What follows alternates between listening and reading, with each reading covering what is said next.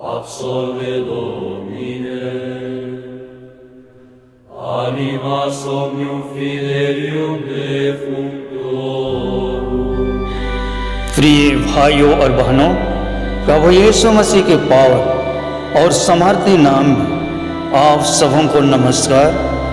आइए आज हम एक ऐसे अद्भुत सेवक की विरासत को स्मरण करते हैं जिसने स्वयं कभी भारत की भूमि पर पैर नहीं रखा, लेकिन जिसकी दृष्टि, प्रार्थना और आत्मिक आज्ञाकारिता के कारण छोटा नागपुर के लाखों लोगों तक परमेश्वर का वचन पहुंचा। हम बात कर रहे हैं रेवरेंड जोहानस एवेंजेलिस्ता गोस्नर की, एक ऐसी आत्मा जो मत्ती अध्याय 9 37 से 38 के वचनों से प्रेरित थे। फसल तो बहुत है पर मजदूर थोड़े हैं, इसलिए खेत के स्वामी से विनती करो कि वह अपने खेत की काटने के लिए मजदूरों को भेजे। रेवरेंड गोस्नर का परिचय और आत्मिक बुलाहट। रेवरेंड जोहानस गोस्नर का जन्म 1773 ईस्वी में जर्मनी में हुआ था। वे एक रोमन कैथोलिक थे, लेकिन उन्होंने बाइबल अध्ययन और आत्मिक जागृति के चलते प्रोटेस्टेंट सुधार को अपनाया। उन्होंने महसूस किया कि केवल चर्च की दीवारों के अंदर सच्चाई नहीं बंधी रहनी चाहिए, बल्कि परमेश्वर का प्रेम उन तक पहुंचना चाहिए जो उससे अनजान है। रोमियो 10:14 से 15 पर वे उसकी जिस पर उन्होंने विश्वास नहीं किया क्यों कर पुकारे, और जिसके विषय में नहीं सुना उस पर क्यों कर विश्वास करें। जैसे लिखा है, उनके पांव क्या ही सुहावने हैं जो शुभ समाचार सुनाते हैं। रेवरेंड गोस्नर इस वचन से अभिभूत हुए। उन्होंने निश्चय किया कि वे ऐसे प्रचारकों को तैयार करेंगे जो केवल विद्वान नहीं बल्कि आत्मिक, विनम्र और सेवा भावी हों। भारत के लिए मिशन भेजने की प्रेरणा।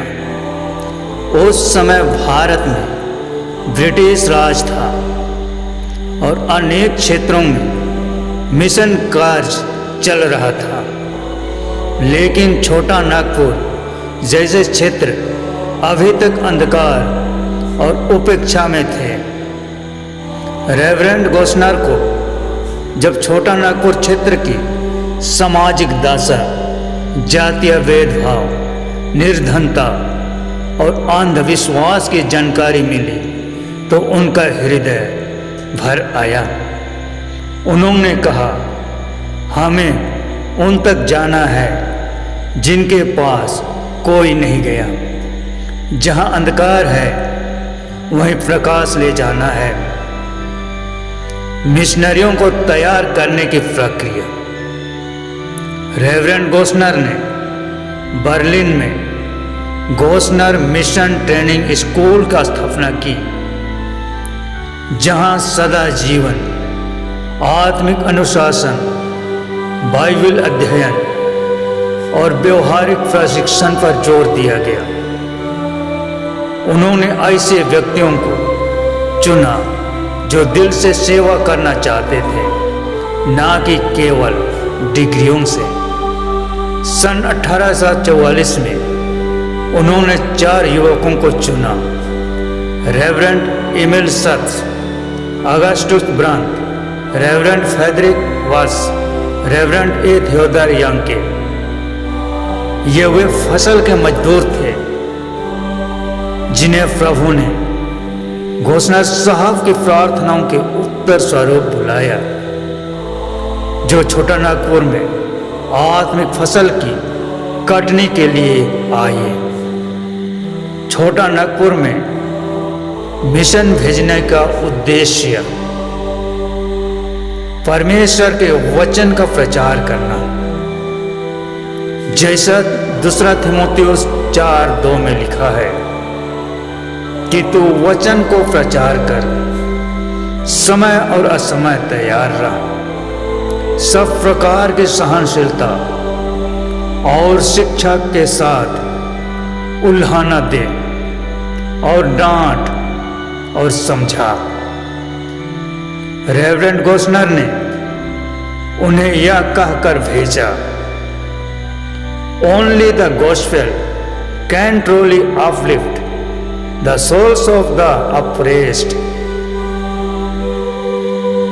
केवल सुसमाचार ही दमनित आत्माओं को वास्तव में उत्थान दे सकता है। शिक्षा और सामाजिक जागृति लाना। छोटा नागपुर में अशिक्षा और भेदभाव आम थे। मिशनरियों ने बाइबल स्कूल, प्राथमिक विद्यालय, लड़कियों की शिक्षा के लिए प्रयास किए। चिकित्सा और मानव सेवा करना।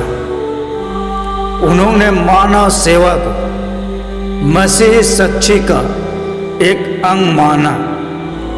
आप पहले उनका घाव धो, फिर उन्हें क्रूस दिखाओ। स्थानीय नेतृत्व का विकास करना। रेवरेंड गोस्नर चाहते थे कि यह चर्च आत्मनिर्भर हो।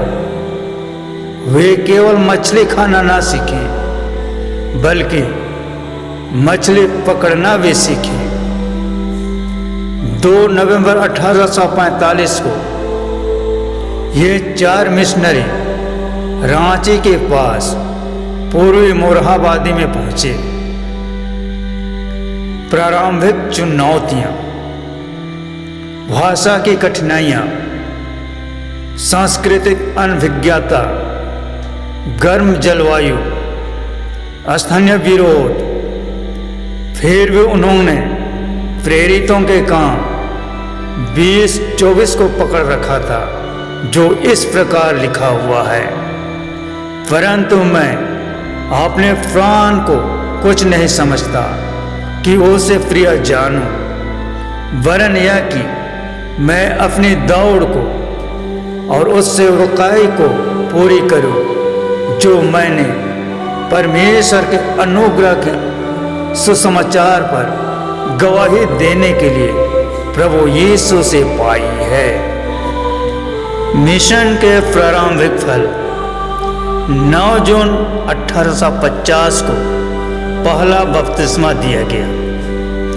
प्रथम 4 उरांव भाइयों, हेताकोटा के नवीन डोमन, चिताकुनी की केशव भगत और बंधु उरांव एवं करंदा के घूरन उरांव का वयस बपतिस्मा के साथ ही कलीसिया का आरंभ हुआ। धीरे धीरे पूरे क्षेत्र में सुसमाचार का प्रभाव फैलने लगा और लोग विश्वास में आते गए। 1857 के विद्रोह में मिशनरियों को भागकर बलसेरेंग के डुमरगाढ़ी नामक जगह में शरण लेनी पड़ी। वहां उन्होंने प्रभु के उपासना हेतु पत्थरों को जमा कर एक वेदी बनाई, जिसे आज हम ख्रिस्तान डेरा के नाम से जानते हैं। इन विषम परिस्थितियों में भी मिशन का काम नहीं रुका। यह मिशन बन गया एक लोक संस्कृति और विश्वास के मेल का उदाहरण। बाइबल आधारित शिक्षा और आज की प्रेरणा। आज भी रेवरेंड गोस्नर का जीवन हमें यही सिखाता है, दृष्टि और बुलाहट में स्थिर रहना। नीति वचन 29:18 में लिखा है, जहां दर्शन नहीं होता वहां प्रजा उजड़ जाती है। प्रार्थना और आज्ञाकारिता से आत्मिक इतिहास रचा जा सकता है। याकूब 5:16 कहता है, धर्मी जन की प्रभावशाली प्रार्थना बहुत कुछ कर सकती है। साधारण जनों को असाधारण कार्य के लिए खड़ा किया जा सकता है, जैसा पहला कुरिन्थियों 1:27 में लिखा है। परंतु परमेश्वर ने जगत के मूर्खों को चुन लिया है कि ज्ञान वालों को लज्जित करे, और परमेश्वर ने जगत के निर्बलों को चुन लिया है कि बल वालों को लज्जित करे। समापन संदेश। रेवरेंड गोस्नर की प्रेरणा, त्याग और आत्मिक दृष्टिकोण के बिना छोटा नागपुर का इतिहास कुछ और होता। उन्होंने देखा, प्रार्थना की, विश्वास किया और भेजा, और परमेश्वर ने बढ़ोतरी दी। पहला कुरिन्थियों 3:6 में प्रेरित पौलुस कहता है, मैंने लगाया, अपुल्लोस ने सींचा, परंतु परमेश्वर ने बढ़ाया। आज हम उस बुआई के फल हैं। अब बारी हमारी है कि हम आगे बोएं और बढ़ाएं। आमीन। आइए प्रार्थना करें। हे स्वर्गीय प्रेमी पिता परमेश्वर, तो धन्यवाद के योग्य है कि तूने रेवरेंड गोस्नर को बुलाया, उसकी दृष्टि को आकार दिया और वचन के सेवकों को भेजा।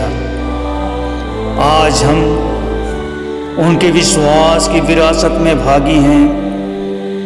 हमें भी वैसे ही विश्वास, नम्रता और त्याग का मन दे कि हम भी आज की पीढ़ी तक तेरे राज का सुसमाचार पहुंचा सकें। प्रार्थना यीशु मसीह के पावन नाम में करते हैं। आमीन।